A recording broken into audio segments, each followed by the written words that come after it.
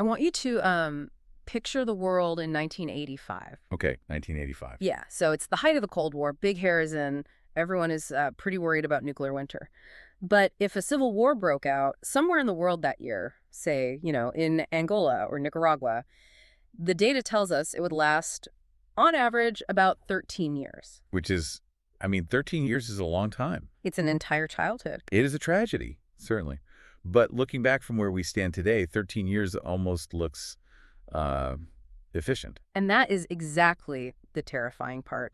We've been digging through a massive stack of research for this deep dive today. Papers from the Journal of Peace Research, reports from the RAND Corporation, some pretty grim statistics from Oxfam, and they all point to the structural shift in how we fight. By 2021, that average duration of a civil war, it didn't just inch up, it jumped to nearly 20 years. Yeah, that's a nearly 50% increase. And remember, that is just the average. Many of these conflicts are stretching well beyond that. They're becoming multi-generational. The headlines give you this sinking feeling that the world is on fire, but the data confirms something worse. The fire department had essentially been disbanded. We are definitely seeing more fires and fewer firefighters. I was looking at the data from Voronoi regarding peace agreements, and the drop-off it's staggering. In 2024, we had 49 states in armed conflict. But the number of peace agreements actually being signed globally, it's an absolute freefall. From 372 in the latter half of the 2010s down to just 210 recently. So the trend line is clear. We are fighting more, fighting longer, and agreeing on less. Right. But the mission for this deep dive isn't just to wallow in the bad news. It's to answer the structural question of why. Exactly. Why is the mechanism of peace breaking down? Because all this research suggests it isn't just that people are angrier today, it's that the species of war itself has mutated. That's a good way to put it. We are dealing with a totally different organism now. So we've got three distinct pillars to get through to explain this to you. First, the anatomy of the conflict itself. We're going to talk about new wars and a concept called sons of the soil, which explains why some wars are mathematically destined to drag on. That concept is crucial for understanding the modern geopolitical landscape. Yeah. Second, we have the super-empowered rebel. This is where we look at how technology and proxy warfare have shifted the leverage, making it nearly impossible for governments to actually win. Which fundamentally changes the incentives to even sit down and negotiate. And finally, the broken table. Why the big referees, specifically the UN, are blowing the whistle, but nobody is actually stopping play. Right. Let's start with the anatomy. You brought a paper from the Journal of Development and Social Sciences that references New Wars Theory by Mary Kaldor. Break this down for us. How is a new war different from the wars we learned about in history class? So for centuries, our mental model of war was Clausewitzian. State versus state. Yeah. Exactly. Uniformed army versus uniformed army. The goal was usually geopolitical. You capture the capital, seize the oil field, force a surrender. It was like the board game Risk. You take the territory, you win the game, everyone goes home. Right. You have clear objectives and a clear ending. But new wars blur everything. The distinction between combatant and civilian just vanishes. But the biggest shift is the driver behind the conflict. It moves from geopolitical ideology to identity politics. So instead of fighting over, say, communism versus capitalism, or where a borderline is drawn on a map, you are fighting over sectarianism, ethnicity, or religion. In a traditional war, you fight over what you think. You can change your mind, right? You can negotiate a new border. In a new war, you fight over who you are. Wow. You can't negotiate your ethnicity. You can't compromise on your existence. Which makes meeting in the middle basically impossible. And this bleeds right into that other term from James Fearon's research in the Journal of Peace Research, sons of the soil. This sounded almost poetic until I read the stats attached to it. It's a very specific category of violence, isn't it? It is. And it accounts for some of the longest-running conflicts in modern history. Fearon distinguishes between two main types of civil war. On one side, you have coups or revolutions. These are fights for the center. Who gets to sit in the palace? Who controls the treasury? And historically, those are relatively quick. Very quick. The median duration is something like 2 to 3 years. It's high stakes, high speed. You either topple the dictator or you go to prison. It's a highly decisive outcome. Okay, so contrast that with the sons of the soil dynamic. These are conflicts where a peripheral ethnic minority is fighting against the state, specifically against state-supported migrants moving into their territory. It involves land, demographics, and local resources. So they aren't trying to take over the capital. No, not at all. It's about keeping the state out. The goal is just get off my land. Precisely. And because it is existential for the locals, and usually strategically important for the state to control its own territory, nobody backs down. Fearon estimates the median duration of these wars at about 23 years. 23 years versus 2 years. That is a massive discrepancy. And that's just the median. Look at conflicts in northeast India, parts of Myanmar, or the southern Philippines. These conflicts simmer for decades because the state keeps sending people or soldiers, and the locals keep fighting a guerrilla war to survive. There's no checkmate available. Exactly. The state isn't strong enough to wipe out the minority in the jungle or the mountains, and the minority isn't strong enough to march on the capital. So it just settles into this brutal grind. And the research points out another fuel source for these long fires, which is the war economy. The Arab news source was pretty cynical about this, but it makes total sense. Peace is bad for business if your business is war. Yes, this is often referred to in the literature as the greed versus grievance debate. Over time, these long wars devolve into criminal enterprises. You have looting, extortion, smuggling. Fearon actually notes contraband financing as a major predictor of war duration. We're talking opium, diamonds, coca. Think about the incentives here. If you are a rebel leader, and peace means you have to become a backbench politician with a mediocre government salary, but war means you control a multi-million-dollar diamond trade or a major drug route. What is your incentive to sign a treaty? You don't have one. The war becomes entirely self-sustaining. You don't need to win militarily. You just need to keep the chaos going to keep the cash flowing. Exactly. So we have identity-based motives, which are incredibly hard to compromise on, and criminal motives, which make peace unprofitable. That's a toxic mix that just keeps the engine running year after year. But usually, even if you're a motivated rebel group with a highly profitable side hustle and diamonds, you eventually run into a wall. You're fighting a national army. They have tanks, jets, satellites, a national treasury. You have pickup trucks. Eventually, physics takes over and you lose. Historically, yes. That is how it usually ends. The state simply crushes the rebellion through sheer force. But that's not happening as often anymore. And this brings us to our second pillar, the super-empowered rebel. We looked at a Rand Corporation report on proxy warfare that essentially argues the little guy isn't so little anymore. Right. This is a massive shift in the lethality and durability of insurgencies.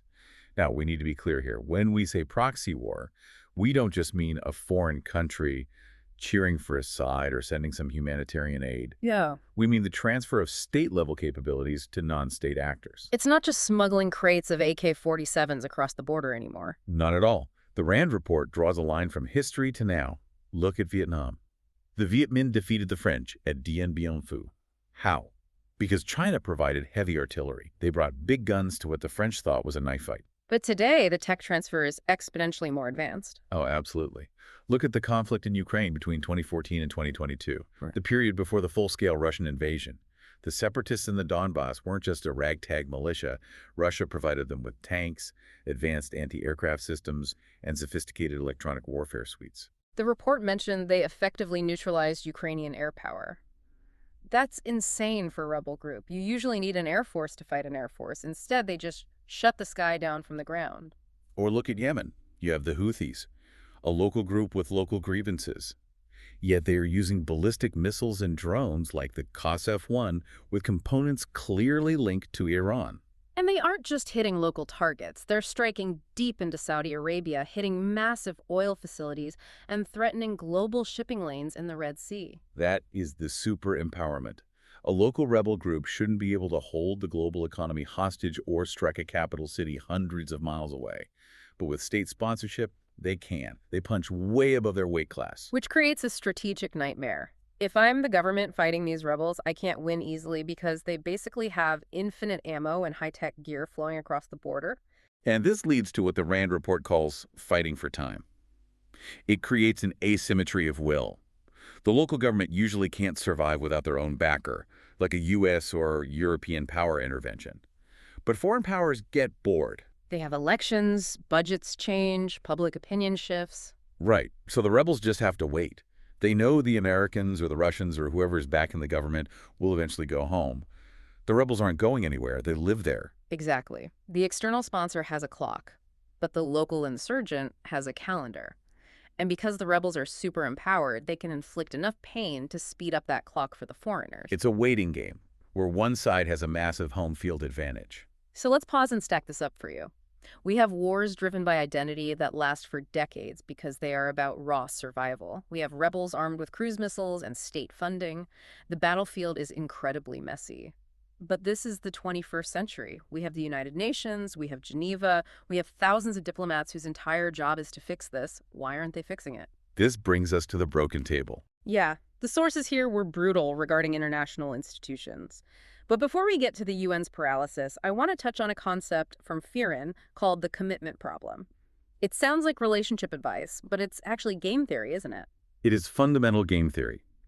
And honestly, it explains more about failed peace treaties than any amount of high-level political analysis.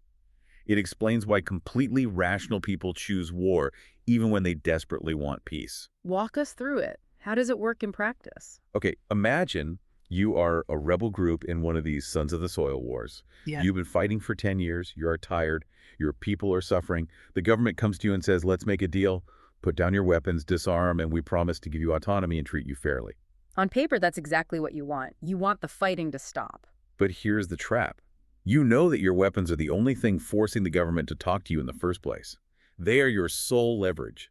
The moment you hand them over, your leverage hits zero. And the government gets strong again. They rebuild their army, they re-equip. Right. So, looking 5 years into the future, what stops the government from tearing up the treaty and crushing you once you are totally defenseless?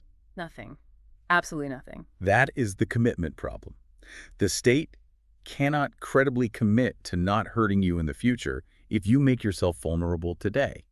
Even if the current president is honest and wants peace, what if the next one isn't? What if there's an election and a hardliner takes over? So the rational choice, the mathematically correct choice for the rebel, is to keep fighting. Exactly. It's not about hate. It's about the lack of a guarantee. You can't trust the handshake because the gun is the only thing keeping you alive. And normally, this is where the international community is supposed to step in. The UN, or a major global power, is supposed to be the guarantor. The third party that says, we will watch the government. If they break their word, we will punish them. We will enforce the deal. But according to the Oxfam report we reviewed, that guarantor is missing in action. Paralyze is the exact word they used, and they point the finger directly at the UN Security Council and the veto power. The stats here were wild. The report says that in the last decade, there were 30 vetoes cast at the UN.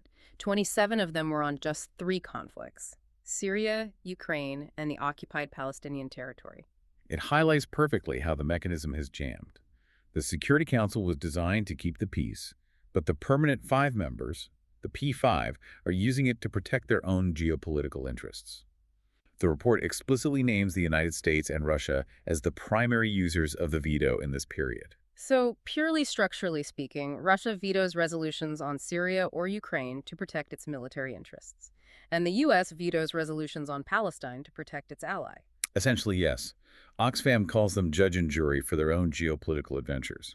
If one of the big powers is involved in the conflict, the UN is automatically neutralized. You can't have the referee also playing on one of the teams. Right. And there is another layer the report mentions called pen holding. This sounded incredibly bureaucratic at first, but it seems to be where the real power lies. Oh, it absolutely is. Pen holding means that these permanent members don't just vote on resolutions. They control the actual drafting of them. They hold the pen. Literally writing the rules. Exactly. So they frame the issue, they decide the language, and they set the agenda before it even gets to a vote. And they do this often completely ignoring the wider General Assembly. It concentrates power in the hands of the few states that have the most external interests in these proxy wars. So if the commitment problem means locals can't trust each other because there's no guarantee, and the veto problem means the international referee is fundamentally biased. And there is no safety valve. Yeah. The Oxfam report notes that humanitarian needs have tripled in a decade, but the political mechanism to stop the bleeding is stuck in a 1945 mindset. And just to add one final layer of chaos to this, because apparently it wasn't complicated enough, we have to talk about the information space. The source from Ideas on Hybrid Warfare and the Relief web paper on social media paint a picture of a battlefield that is basically everywhere all the time. We really can't talk about modern conflict without touching on this. In the old days, peace negotiations happened in a closed room.